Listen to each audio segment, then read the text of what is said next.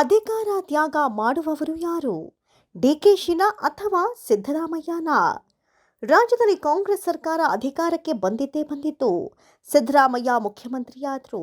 ಆದರೆ ಮುಂದಿನ 5 ವರ್ಷಗಳವರೆಗೆ ಇವರೇ ಮುಖ್ಯಮಂತ್ರಿನ ಅಧಿಕಾರ ಹಸ್ತಾಂತರ ಆಗುತ್ತಾ ಎಂಬ ಮಾತುಗಳು ರಾಜಕೀಯ ವಲಯದಲ್ಲಿ ಭಾರೀ ಸಂಚಲನವನ್ನೇ ಸೃಷ್ಟಿ ಮಾಡ್ತಿವೆ.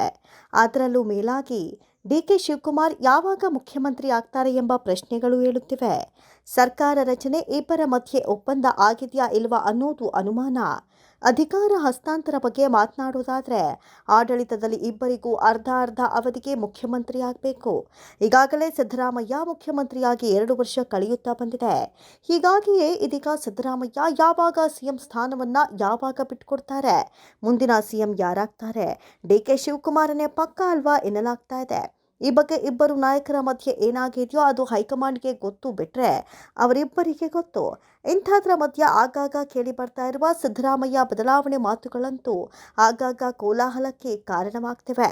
ಇದೀಗ ಸಿಎಂ ಸಿದ್ದರಾಮಯ್ಯ ಆಡಿರುವ ತ್ಯಾಗದ ಮಾತುಗಳು ಸಾಕಷ್ಟು ಕುತೂಹಲಕ್ಕೆ ಕಾರಣವಾಗಿವೆ. ಯಾಕಂದ್ರೆ ಸಿದ್ದರಾಮಯ್ಯ ಸಿಎಂ ಸ್ಥಾನ ಬಿಡುವ ಸಮಯ ಹತ್ತಿರ ಬಂದಿದೆ. ಅವರು ಸಿಎಂ ಸ್ಥಾನವನ್ನ ಡಿಸಿಎಂ ಡಿಕೆ ಶಿವಕುಮಾರ್ಗೆ ಬಿಟ್ಟು ಕೊಡ್ತಾರೆ ಅಂತಲೇ ನಂಬಲಾಗಿದೆ. ಆದರೆ ಸಿದ್ದರಾಮಯ್ಯ ಅಧಿಕಾರ ಬಿಟ್ಟುಕೊಡ್ತಾರಾ ಇಲ್ಲವಾ ಎಂಬುದು ಇನ್ನೂ ಪಕ್ಕಾ ಕೂಡ ಆಗಿಲ್ಲ. ಆದರೆ ಅವರು ಹೇಳಿರುವ ಮಾತುಗಳು ಅವರ ಆಪ್ತರಿಗೆ ಮತ್ತು ರಾಜಕೀಯ ವಲಯದಲ್ಲಿ ಸಾಕಷ್ಟು ತಲ್ಲಣವನ್ನೇ ಸೃಷ್ಟಿ ಮಾಡಿವೆ. ಅದು ಪಕ್ಷದ ಸಭೆಯಲ್ಲಿಯೇ ಮತ್ತು ಡಿಕೆ ಶಿವಕುಮಾರ್ ಮತ್ತು ರಾಜ್ಯ ಕಾಂಗ್ರೆಸ್ ಉಸ್ತುವಾರಿಯಾಗಿರುವ ರಣದೀಪ್ ಸಿಂಗ್ ಸುರ್ಜೇವಾಲಾ ಮುಂದೆಯೇ ತ್ಯಾಗದ ಮಾತುಗಳನ್ನಾಡಿದ್ದಾರೆ. ಅದೇನಂದ್ರೆ ಸಭೆಯಲ್ಲಿ ಅವರು ಹೇಳಿದ್ದು ಇದಿಷ್ಟು: ಇಡೀ ಗಾಂಧಿ ಕುಟುಂಬವೇ ತ್ಯಾಗದಿಂದ ಬಂದಿದೆ. ನಮ್ಮಲ್ಲೂ ಕೂಡ ಸೋನಿಯಾ ಗಾಂಧಿ ಕೂಡ ತ್ಯಾಗ ಮಾಡಿದ್ದಾರೆ. ರಾಹುಲ್ ಗಾಂಧಿ ಅವರು ಕೂಡ ತ್ಯಾಗ ಮಾಡಿದ್ದಾರೆ. ನಾವು ಕೂಡ ಅದೇ ದಾರಿಯಲ್ಲಿ ನಡೆಯುವಂತಹ ಪ್ರಾಮಾಣಿಕ ಪ್ರಯತ್ನವನ್ನ ಮಾಡಬೇಕು. ಯಾಕಂದರೆ ಕಾಂಗ್ರೆಸ್ ಪಕ್ಷ ಮಾತ್ರ ಸಮಾಜದಲ್ಲಿ ಪರಿವರ್ತನೆಯನ್ನ ಬಯಸುವಂಥದ್ದು.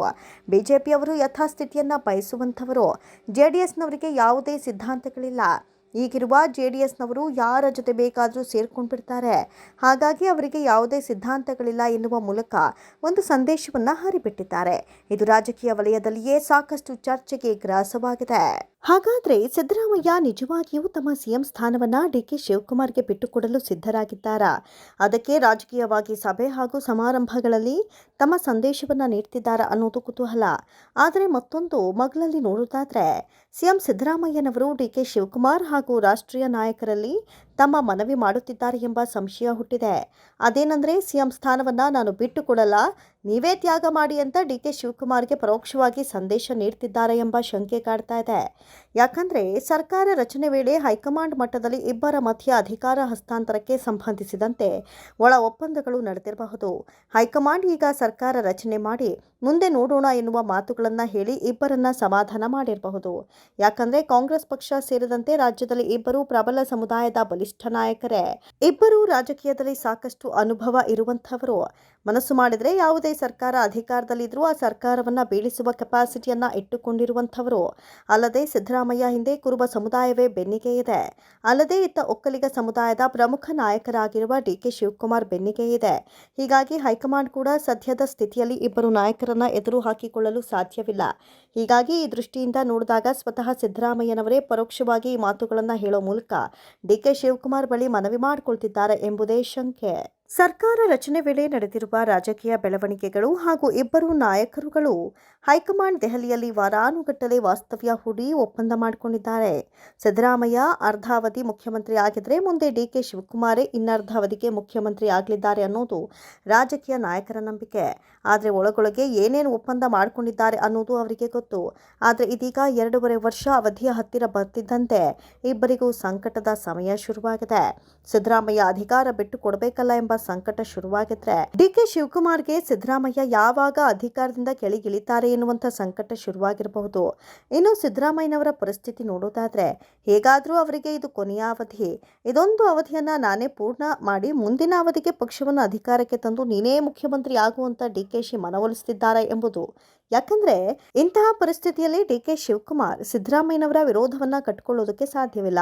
ಅವರ ವಿರೋಧ ಕಟ್ಟಿಕೊಂಡ್ರೆ ಮುಂದಿನ ದಿನಗಳಲ್ಲಿ ಸಿದ್ದರಾಮಯ್ಯ ಹಾಗೂ ಅವರ ಆಪ್ತರ ಹಾಗೂ ಹಾಗೂ ಕುರುಬ ಸಮುದಾಯದ ವಿರೋಧವನ್ನೇ ಕಟ್ಟಿಕೊಂಡಂತಾಗತ್ತೆ. ಇದರಿಂದ ಮುಂದಿನ ದಿನಗಳಲ್ಲಿ ಪಕ್ಷ ಸಂಘಟನೆ ಮಾಡುವುದು ಮತ್ತು ಕುರುಬ ನಾಯಕರ ವಿಶ್ವಾಸ ಗಳಿಸುವುದು ಕಷ್ಟವಾಗಬಹುದು. ಹೀಗಾಗಿ ಇದು ಡಿಕೆ ಶಿವಕುಮಾರ್ಗೂ ಕೂಡ ಕಷ್ಟವೇ. ಇಂತಹ ಪರಿಸ್ಥಿತಿಯನ್ನು ಹೇಗೆ ನಿಭಾಯಿಸೋದು, ಮುಖ್ಯಮಂತ್ರಿ ಸ್ಥಾನವನ್ನು ಸಿದ್ದರಾಮಯ್ಯನವರಿಂದ ಕಸಿದುಕೊಳ್ಳೋದು ಹೇಗೆ ಎಂಬ ಗೊಂದಲದಲ್ಲಿ ಡಿಕೆಶಿ ಇದ್ದಂತೆ ಕಾಣಿಸ್ತಾ ಇದೆ. ಒಟ್ಟಾರೆ ಹೇಳೋದಾದರೆ ಇದೀಗ ರಾಷ್ಟ್ರೀಯ ನಾಯಕರು ಹಾಗೂ ಭಾವಿ ಸಿಎಂ ಡಿಕೆ ಶಿವಕುಮಾರ್ ಮುಂದೆ ಈ ತ್ಯಾಗದ ಮಾತುಗಳನ್ನಾಡಿರೋದು ಸಾಕಷ್ಟು ಕುತೂಹಲಕ್ಕೆ ಕಾರಣವಾಗಿದೆ. ಗಾಂಧಿ ಕುಟುಂಬದ ನಾಯಕರ ಉದಾಹರಣೆ ನೀಡೋ ಮೂಲಕ ತ್ಯಾಗ ಮಾಡುವ ಮನೋಭಾವ ಬೆಳೆಸ್ಕೊಳ್ಬೇಕು ಅಂತ ಹೇಳಿರುವ ಸಿದ್ದರಾಮಯ್ಯನವರ ಉದ್ದೇಶ ಏನಿರಬಹುದು ಎಂಬುದೇ ನಿಗೂಢ.